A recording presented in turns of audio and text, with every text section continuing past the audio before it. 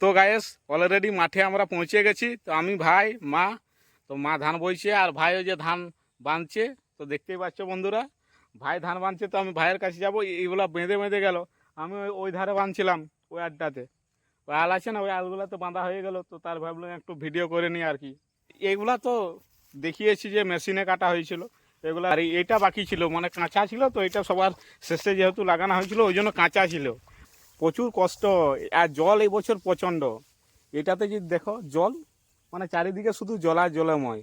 আর এই যে সামনে যে উঁচু ঢিপিটা দেখাচ্ছে, এটা বাঁধ, মানে বাঁধ এখন পুরো ভর্তি আছে, যার ফলে জল এগুলাতে। অন্য বছর তো এত জল থাকে না, কারণ বাঁধ ভর্তি থাকে নাই, ওই জন্যই অন্য বছর জল থাকে না। অন্য বছর মাছ ধরা চলে, এখন 1 হাঁটুর মতো জল থাকে, পুরো মাছ ধরা। অল ফ্যামিলি মিলে ফিস্ট হয়, গোটা পাড়ার লোক আসে।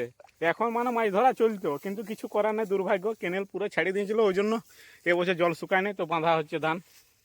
তো আমি পুরো আর একটু বাঁধতে শুরু করে দেবো। ওই দিকটা তো কিছুটা আছে, এই দিকটাতে কিছুটা বাঁধতে বাকি আছে, আর এই দিকটাতে কিছুটা বাঁধতে বাকি আছে। বাদ বাকি সব বাঁধা হয়ে গেছে, মা বইছে। তো মোটামুটি 2-4 বার হলেই শেষ হয়ে যাবে, ঘন্টা খানেকের মধ্যে শেষ, তারপরে বাড়ি চলে যাব।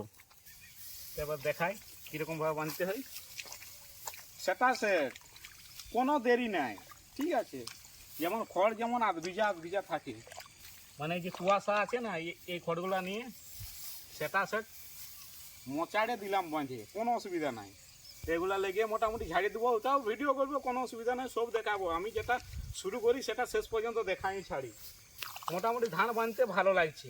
আর যদি বেলাটা এখানটা ছাইরা আছে, তো অতটা রোদ লাগছে না, খুবই ভালো লাগছে।